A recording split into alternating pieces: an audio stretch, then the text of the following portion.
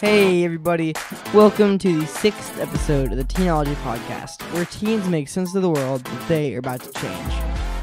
Like always, I'm your host, Aiden Middleton, and I'm excited to be here with you guys, along with my dad, Babyface.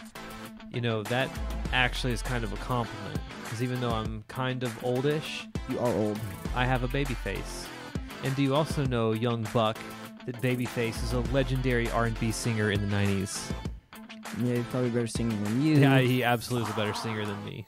All right, Aiden, what are we going to be talking about on this episode today? Well, Dad, honestly, it's been a crazy last 2 weeks. Yes, it has. 2 weeks ago, we released a podcast on Memorial Day, aka May 25th, but little did we know about how the world would change later that day.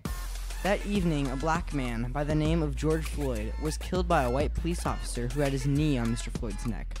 The video went viral and stirred up tensions of race in America, and since then, we have had protests every day. Yeah, it's really crazy to think how much the world has changed in the last 2 weeks, because when this happened, we had literally just released a first of this two-part series on racism, and that was kind of reflecting on the murder of Ahmaud Arbery in broad daylight.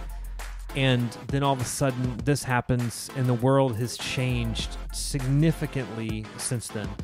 And so we're absolutely going to talk about that. That's super important in the second episode, where we're going to kind of dig into what do we actually do as teenagers. But before we do that, we do have something that we do every episode that we are going to continue with today, and that is our Gen Z phrase of the episode.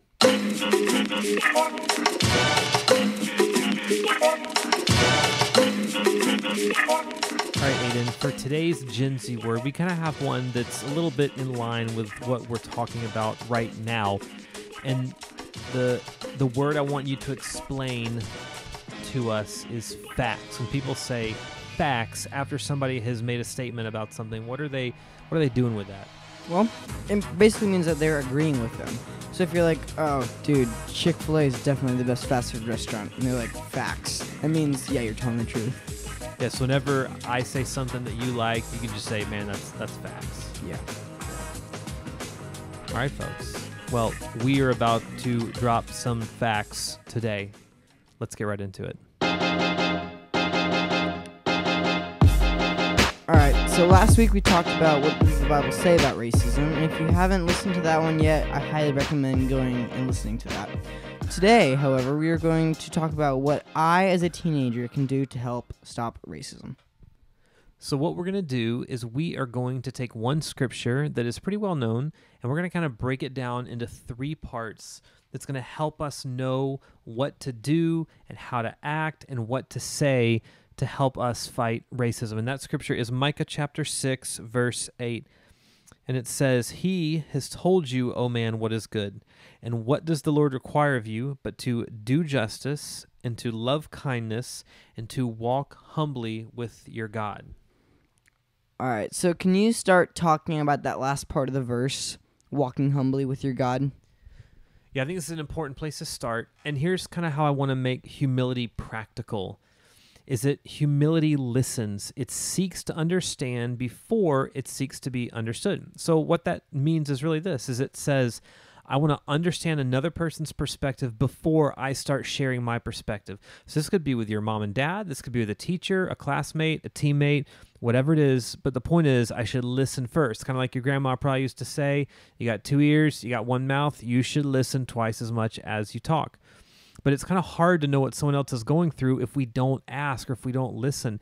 And so I think especially in regards to race relations and things like that and walking in humility, the best thing we can do is simply to ask questions and listen. Even James in James 1 tells us to be quick to listen, slow to speak, and slow to become angry. So we should always listen first. Alright, so the second thing I want to ask you about in this verse is when he talks about loving kindness. What does it mean to love kindness, and how does that help us in terms of racial reconciliation? Yeah, I think the best way to kind of put skin on this, talking about kindness, is that kindness is an action. In some translations, it's also translated steadfast love, which really just means a love that doesn't stop. I think this is really where compassion comes in. Once you've listened, it should give you some insight into how to actually be kind. It's really simple. You don't know what it's like to walk in another man's shoes, but when you listen, it gives you some compassion for them because you understand their story, you understand where they're coming from. This then creates this compassion in your heart. Now, I do want to draw a little bit of a line and define something I think will be really helpful between compassion and emotion. Have you ever watched a movie or something and you kind of get a little, maybe cry a little bit or feel a little bit emotional? No, but I know you have. That is true. I'm a little bit of a softie. But it's one thing to have emotion. It's another thing to have compassion. You'll feel something for both, but the difference is this, is compassion pushes you to action. Emotion will make you feel something for a few minutes, but compassion takes that feeling and then turns it into action. It stirs you. It says in Scripture that Jesus looked upon the crowds and he had compassion on him, and it stirred him to action. All right. So about the last part of this verse, act justly. How do we, as teenagers, do that?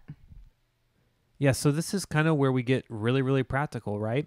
I think the biggest thing that we can do when it comes to acting justly as teenagers is to speak on another person's behalf. Now, when you get a little bit older, there's different things you can do in terms of laws and politics, but that's not where we are. We're teenagers. And so what we want to do is we want to focus on speaking on other people's behalf. Now, let's make up a little situation. So let's say you're in school and there's a kid that's getting bullied. Maybe it's because of the color of their skin, maybe it's because of the way they look or the clothes they're wearing or something like that, but there's somebody that's giving them a hard time, that's bullying them. In that situation, what we should do as Jesus followers, if I know this person, if I don't know this person, is to go and stand up for that person and to speak on their behalf. Now, this may come at a cost to you. You might lose some friends. You might have a really awkward moment that creates a lot of tension in some relationships. But we have to remember that as Jesus followers, the most important thing that we need to do is to always do what's right and to stand up for anybody who might be getting bullied because of the color of their skin. What if you feel like you're being discriminated against because of the color of your skin? Yeah, I think this is a really important question.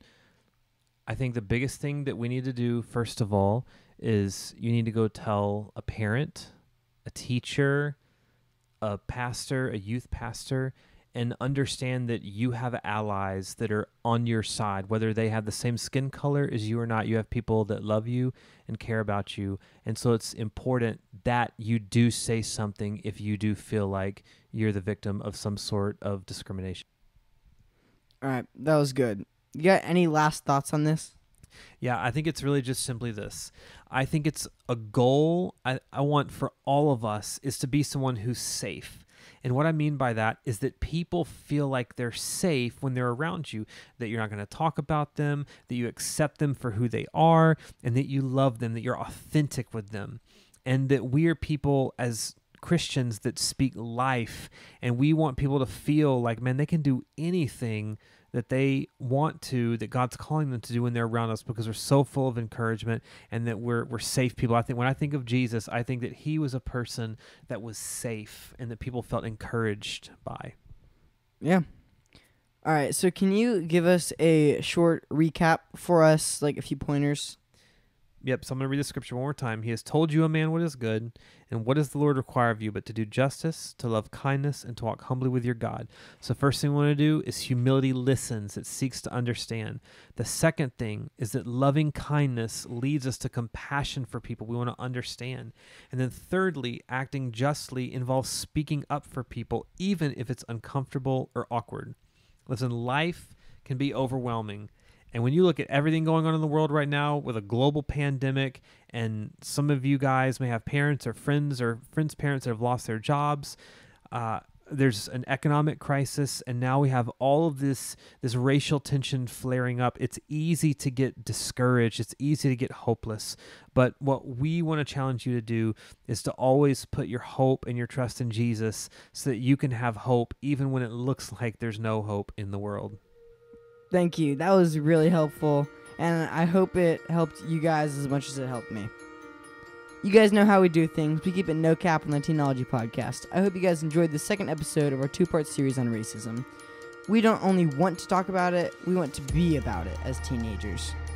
If you missed the others, make sure you go back and listen. And remember to tell your friends about our podcast. And follow us on Instagram at Teenology Podcast and send in your questions. Don't forget, the Teenology Podcast is where teens make sense of the world that they are about to change. See you soon.